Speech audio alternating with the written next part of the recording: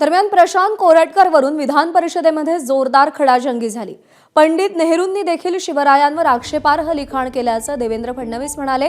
हिम्मत असेल तर तुम्ही त्यावर बोलणार का असा सवालही त्यांनी विचारलाय। कोरटकर हा अत्यंत क्षुल्लक माणूस आहे, त्याच्यावर कारवाई होईल असं देखील मुख्यमंत्री म्हणाले।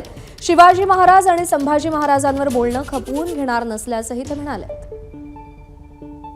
मग सरकार जर बोलतं तर तसं करून दाखवावं सरकारने। आमची भूमिका हीच आहे म्हणून 289 आम्ही त्याच्यावर मांडलेला आहे। अबू आझमीचा तर निषेध केलाच पाहिजे। औरंगजेब कोण होता? औरंगजेब कोण होता त्याच्याविषयी जर अबू आझमी बोलत असेल तर त्याच्यावर कारवाई झाली पाहिजे। अबू आझमीवर कारवाई झाली पाहिजे। अबू आझमीला जेलमध्ये का टाकलं नाही? गृहमंत्री बसलेले इथं समोर, आता उचलून टाकायला पाहिजे त्याला जेलमध्ये, आपल्या इथल्या लॉकअपमध्ये। माननीय मुख्यमंत्री, सभापती महोदय, जेलमध्ये टाकीन, 100% टाकू। आणि तुम्ही थोडी नीट माहिती घेतली असती तर या कोरटकरनी कोल्हापूरच्या कोर्टातनं स्थगिती घेतलेली आहे स्वतःला अरेस्ट करण्यावर। त्याच्यावरती जायला सांगितलंय मी। आणि मी तुम्हाला सांगतो, हे कोरटकर वगैरे तर चिल्लर लोक आहे हो। मला सांगा, जितेंद्र आव्हाड,